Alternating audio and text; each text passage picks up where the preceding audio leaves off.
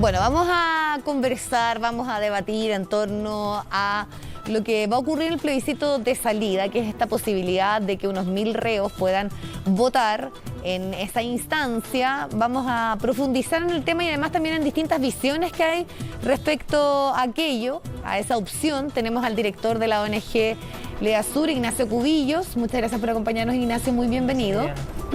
Y también estamos junto al diputado de la UDI, Felipe Donoso. Gracias, diputado, por acompañarnos. Muy buenos días. Diputado, para abrir esta discusión, quería preguntarle por cuáles son las razones que llevan a la UDI a plantear una reforma constitucional para impedir que cerca de 1000 reos puedan participar del plebiscito de salida. Bueno, básicamente a motivo de la reforma constitucional que propone la Convención o del cambio constitucional, se genera un ruido en la población de las personas que no quieren que las personas que tienen condenas puedan votar. Al revisar esa situación, nosotros nos damos cuenta que en el proyecto de la nueva Constitución podrían votar las personas que están privadas de libertad, incluso ser candidatos en ese proyecto, sino que también nos damos cuenta que hoy día, a través de un fallo de la Corte Suprema, se obliga al CERVEL a salir a buscar a las personas privadas de libertad que están en condiciones de votar porque no tienen condena por delitos que merezcan pena aflictiva, o no están procesados por delitos que merezcan pena aflictiva, o no están condenados por delitos denominados terroristas. Estas personas son alrededor del 20% de la población penal hoy día.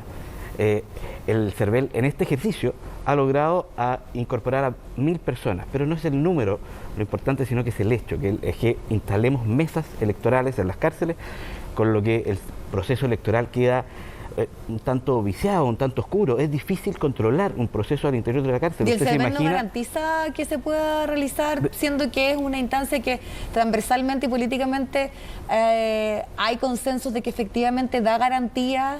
¿Cómo compatibilizamos la transparencia que requiere el proceso electoral con la seguridad que requiere un recinto penitenciario?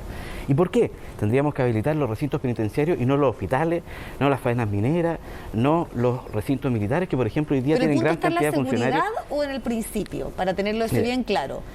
¿Cuál es el cuestionamiento? ¿Es a que voten personas privadas de libertad, que además también tienen que tener penas menores a 3 años, para ser bien claro, porque no es todo la población penal, es bien ahí establecido el punto? Es el 20% de la población penal la que se encuentra en esta condición. Son personas que no han sido condenadas a pena aflictiva o que están... Pero solamente para después darle también la palabra, ¿el punto está en la seguridad del proceso o en el hecho de que puedan votar? Mire, en la seguridad del proceso, 1, en la transparencia del proceso, 2, y en el hecho de que puedan votar personas que han violentado gravemente nuestro sistema constitucional y legal. Ok, entonces le damos también el paso y la posibilidad de escuchar a Ignacio. ¿Cómo responde también al punto que plantea el diputado? Al respecto, yo creo que hay varios puntos a dilucidar. En primer lugar, yo creo que es súper necesario establecer que el CERVEL se ha consagrado evidentemente como un organismo competente para establecer los procesos eleccionarios en nuestro país.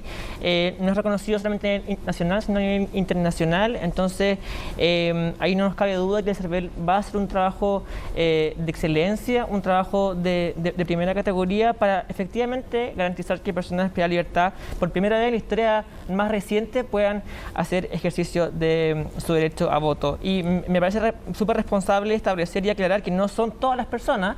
Efectivamente, a mayo de este año había un padrón cerca de 7000 personas habilitadas según registros del Ministerio de Justicia, y que además deben cumplir efectivamente con ciertos requisitos que establece la Constitución en su artículo 16 y 17. Y sobre algunos puntos que argumenta aquí el diputado, respecto a la seguridad, nosotros entendemos que las coordinaciones entre CERVEL, Gendarmería de Chile e incluso Registro Civil tienen que ser permanentes y tienen que ser efectivas para que las personas privadas de libertad puedan ejercer su derecho a voto, incluso con las Fuerzas Armadas, que son las que velan, ¿cierto? Y son las garantes de que en el fondo son los que se hacen cargo de los recintos de votación, y aquí podría ocuparse la misma lógica. Efectivamente. Respecto del detalle, nosotros creemos que el CERVEL va a ser lo suficientemente capaz e idóneo para establecer si es que efectivamente las Fuerzas Armadas se constituyen adentro de los recintos, afuera de los recintos, si es Gendarmería la que efectivamente se hace cargo de este procedimiento. Y ahí en el tema de seguridad no hay ningún punto que nosotros quisiéramos más ahondar. Entonces, Respecto a la transparencia, yo creo que es súper necesario también hacer mención que como sociedad civil hemos establecido ciertos puntos críticos en reuniones con Gendarmería, en reuniones con el CERVEL, incluso con el Ministerio de Justicia, en donde efectivamente hemos notado algunos nudos críticos, lo hemos comentado y nuestra intención es precisamente aportar para que personas privadas de libertad puedan participar del proceso. Diputado, para también hacerlo aquí un poquito, para que hagamos una dinámica ahí de ir respondiendo a algunos de los puntos. Él dice que, y se plantea que efectivamente esto podría incluir hasta que las Fuerzas Armadas estén dentro de los recintos penitenciarios, pensando la lógica de lo que ocurre en los locales de votación, al CERVEL como institución. Entonces, eso les da garantía para hacer el punto y la respuesta a lo que usted decía, que finalmente aquí la pugna también no estaba netamente en el hecho de que los presos pudieran votar, sino más bien en la seguridad de que participen de procesos eleccionarios. Mire, hay muchas etapas. O sea, imagínese una mesa electoral instalada dentro de un recinto penitenciario. La seguridad corresponde a los recintos electorales al Ejército de Chile, a las Fuerzas Armadas. O sea, ya no es Gendarmería. Gendarmería tiene que dar las facilidades para que también ingresen los apoderados de mesa, con forma libre y espontánea. O sea, ¿cómo ejercemos eso en la práctica? ¿Con body scan o sin body scan? Puede ingresar a revisar la mesa, puede ser un lugar abierto, sin presiones. ¿Y si le dieran todas esas garantías? ¿Estaría igual en desacuerdo con que tuvieran la posibilidad de votar? ¿Se puede hacer campaña dentro de las cárceles? Pero es parte de la libertad del voto. Pero el tema del punto es, si es que existe la garantía, porque entiendo que de hecho también va a ir el director del CERVEL al Parlamento esta semana y en el fondo para analizar los mismos nudos que también plantea Ignacio, mire, que efectivamente pueden haber ciertas dificultades, pero si es que se garantizan esas, igual ustedes hacen un cuestionamiento, por eso quiero ir a entender bien si solamente es por un tema de seguridad, de viabilidad del proceso, o más bien está en que personas privadas de libertad puedan votar, el cuestionamiento que se hace desde la UDI. Eso lo responde Gendarmería. En este mismo proceso judicial ellos dicen que no están las condiciones dadas. Ellos lo dicen. Si estuvieran, solamente quiero que me aclare eso para seguir con el debate, si estuvieran las condiciones. Es muy difícil. Ya, ¿usted dice que no van a estar? Mire, es casi imposible. Conozcamos las cárceles chilenas. Conocemos los recintos penitenciarios, los espacios que existen adentro, cómo se ingresa, cómo se sale, cuál es el clima que existe adentro. Yo creo que no existen. Y Gendarmería lo dice. Ya. Hoy día lo que hace Gendarmería es cumplir una orden judicial, lo que hace el CERVEL es cumplir una orden judicial. Pero hipotéticamente, pero no es que estén de acuerdo ni sean capaces de garantizar aquello. Pero solamente para aclarar ese punto, porque es importante saber esa definición. Si es que se garantiza, más allá de lo que dice usted que es de Gendarmería, que entiendo que también es una forma de poder resolver esa problemática, lo que ellos plantean. Y hay también ahí una posibilidad en concreto de establecer de que está la seguridad, la viabilidad del proceso. Igual, mire, a su parecer no es adecuado que las personas privadas... Para que un proceso eleccionario fuese limpio, se tendría que poder hacer campaña electoral al interior de las cárceles. Ya. Porque si no el voto no es informado. Así que eso ya es imposible. Pero, ¿me puede responder esa otra pregunta para saber? Mire, no creo que vaya a ser posible a garantizar la seguridad. Ya. Y nos podemos exponer dicho eso, que ya lo entendimos. No solo de seguridad carcelaria, sino que también de la transparencia del proceso pero esto es una reforma constitucional y dicho eso, porque además esto puede que esté en este proceso, pero puede que aprendamos lecciones y para la próxima elección esté en esa garantía.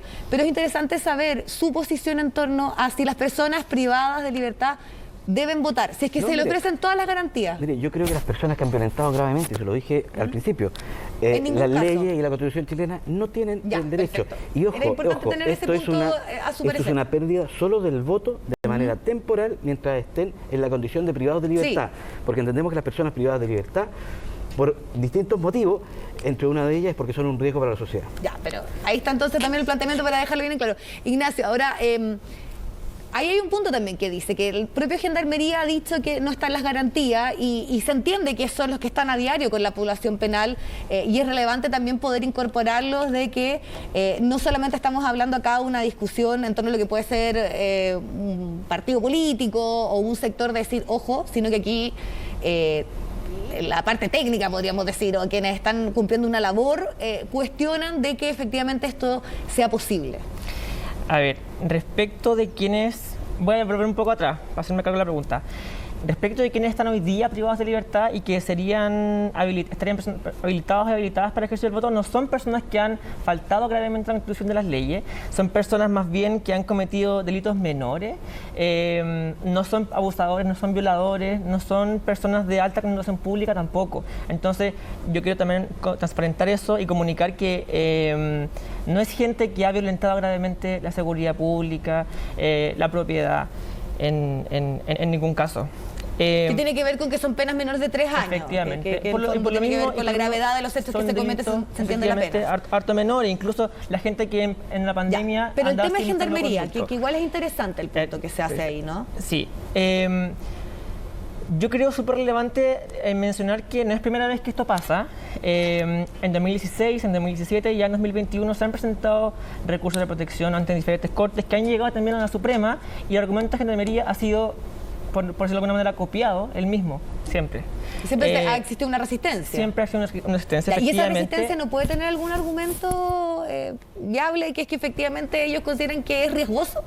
Puede ser riesgoso, efectivamente, pero también son quienes están mandatados para salvaguardar la seguridad no solo del proceso, sino también de la vivencia de las personas privadas de libertad. Entonces, en ese sentido, lo que ha pasado en estos recursos es que la responsabilidad se la ha llevado o Gendarmería o el CERVEL, y entonces nadie se hace cargo en definitiva de el derecho a voto de personas privadas de libertad.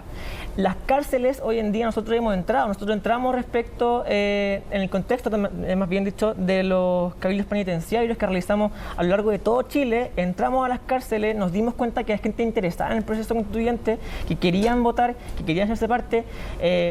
Un informe lo entregamos tempranamente a la convención, un informe final lo entregamos hace un par de semanas a la convención antes de que culminaran sus labores.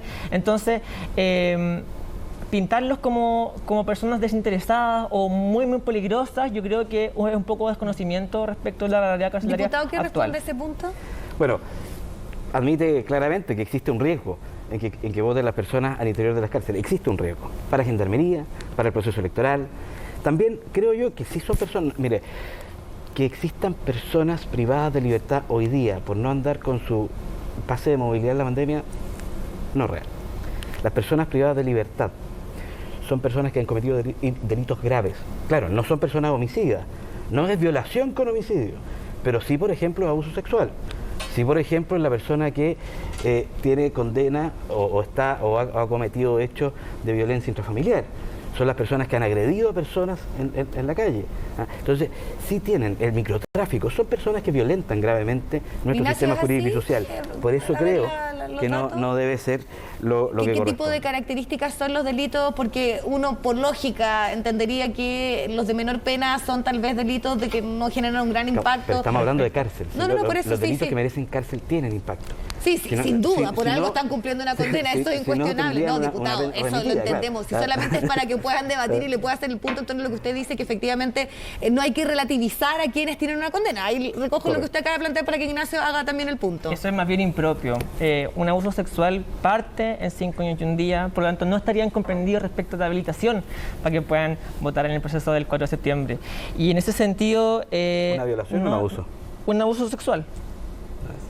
En el Código Penal, artículo 361 y siguiente del Código Penal. Entonces, en ese sentido, es súper importante aclarar quiénes están comprendidos en este proceso eleccionario, y hemos también hacernos cargo de personas privadas de libertad, no solamente condenadas, personas en prisión preventiva, no solamente condenadas, bajo las cuales rige el manto del principio de inocencia. ¿Y qué pasa con ellos en este caso? ¿Pueden votar también? ¿Quiénes están en prisión preventiva? Efectivamente, sí. Mire, lo que estamos proponiendo es que toda persona que se encuentre privada de libertad por orden judicial no pueda votar por varios motivos. Como ¿Condenados? le digo, ¿Solo condenados? Privados de libertad. Ya, o sea, el fondo de prisión preventiva también incluiría. Prisión preventiva. Mire, lo que evita esto es que instalemos mesas en las cárceles. Porque también es injusto que instalemos mesas en las cárceles y no en los hospitales, no en las faenas mineras, no, por ejemplo... ¿Y eso no tiene que ver con esta radiografía territorial respecto a la cercanía de los lugares? Que entiendo que por ahí entró también la lógica del CERVEL de dónde establecer esas mesas. Esta no es la lógica del CERVEL, esta es la lógica de la Corte Suprema. No es el CERVEL el que toma la decisión, sino que la Corte Suprema le exige instalar mesas, porque hoy día las personas que están privadas de libertad y que no han sido condenadas a delitos de pena aflictiva mantienen el derecho a voto, no han perdido su ciudadanía ni su derecho a voto. Lo que estamos haciendo nosotros es inhabilitar temporalmente el derecho a voto para que las personas que puedan votar lo hagan en los recintos que corresponden y lo hagan con libertad. Y si vamos a hacer un esfuerzo, hagámoslo con las personas que no han violentado nuestro sistema jurídico y constitucional, sino que son las personas que por algún motivo no pueden salir de los hospitales, por algún motivo están en condición de... pero bueno, en las faenas mineras, pero los adultos mayores, por lo menos el permiso, porque cada persona en su trabajo tiene la garantía de que tiene la posibilidad de ir a votar, claro, que tiene la posibilidad. Meses en un hospital. Ya. Y ahí, la persona, Ignacio, el adulto mayor que está postrado en un ELEAM, ¿por qué no? Porque no tiene la posibilidad de desplazarse, dice usted. Aquí ahí lo tampoco plantea. tienen la posibilidad. Eso es. Entonces, ¿por qué no vamos a facilitar las personas que han violentado las leyes versus las personas que tienen una condición física o de trabajo que lo impide? Ignacio, ¿ahí cómo responde también a ese punto? Lo que permite el voto de personas privadas de libertad para el plebiscito es la ley de georreferenciación que se promulgó este año, efectivamente, y con amplio acuerdo no solo de un sector del Parlamento, sino también del Senado. Entonces, ahí hagámonos cargo también respecto de cómo estamos legislando efectivamente para que las personas, no solamente personas de libertad, todas las personas puedan acceder al voto. El transporte gratuito, que es un tema que siempre ha estado, además. Incluso hay un proyecto de ley durmiendo todavía en el Congreso que dice relación con el voto por correo, que efectivamente pudiera ser una solución a personas que están hospitalizadas. Entonces, el voto anticipado, que también sabemos que ocurre en otros países. Hay experiencias en Costa Rica, en Argentina. Entonces, ¿por qué no proponer mejores sistemas de votación en vez de restringir que distintas personas voten? No, o sea, yo estoy muy de acuerdo en proponer distintos sistemas de votación que permitan el voto, y por eso se hizo esta georreferenciación, que jamás fue pensado que las personas votaran en el interior de las cárceles, sino que fue pensado en las personas que viven en sectores alejados y que tenían que desplazarse. Hoy día el Estado no es capaz de garantizar el transporte público para las personas que viven en sectores alejados y no le ha instalado mesas en los sectores alejados. Ha instalado mesas en sectores un poco más alejados, pero no en localidades cordilleranas, no en localidades costeras, que no tienen acceso. Entonces, si vamos a partir por ahí, creo que estamos mal, ¿no? O sea, démosle el derecho a las personas que trabajan todos los días, que se esfuerzan todos los días, que quieren participar, ¿no? Y no a aquellos que han violentado nuestro sistema y que además, creo yo, no solamente no son personas exactamente amables con la sociedad, sino que tampoco le dan la seguridad al proceso en muchos aspectos. O sea, imagínense un motel ese día con una mesa adentro. Nos queda poco tiempo, me están apurando, pero ahora, para ser bien justo, Ignacio, responder un poco también al último planteamiento que ha hecho el diputado y con eso ya también cerrar el debate y ver qué es lo que va a ocurrir, porque entendemos que esta semana es un tema que va a estar presente en el legislativo y que esto está contemplado que ocurra precisamente, y ya está hasta determinado el número de personas para el plebiscito de salida. Ignacio. Efectivamente. Bueno, estamos hablando sobre supuestos, el proyecto de ley no está presentado, entonces hablamos sobre un anuncio, tendríamos que entrar a analizar cuáles van a ser los pormenores y el detalle de cada una de las imposibilidades e inhabilidades. Sin embargo, bueno, y comentar que la experiencia internacional ha constatado que la privación del derecho de votar no persigue ningún fin.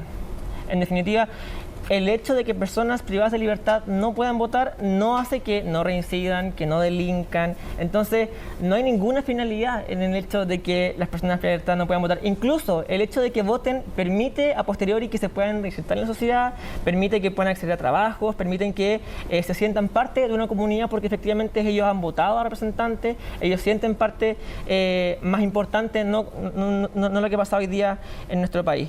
Y en ese sentido, bueno, yo creo que es bien relevante que pongamos el tema en la mesa. Es una discusión que queda para largo. Yo creo que este es un buen inicio.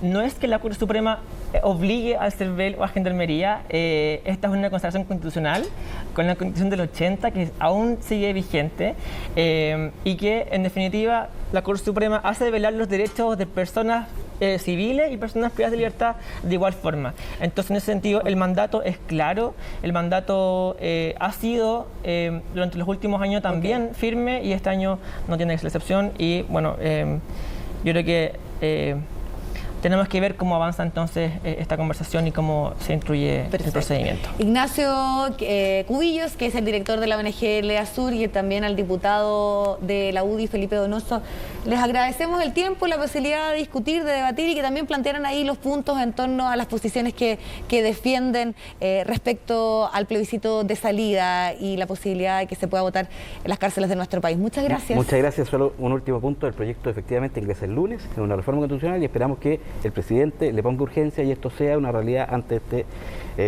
este plebiscito y así sucesivamente los procesos posteriores. Gracias, diputado. Gracias, Ignacio. Que esté muy bien. Vamos a la pausa, hacemos el alto, volvemos ya con más temas.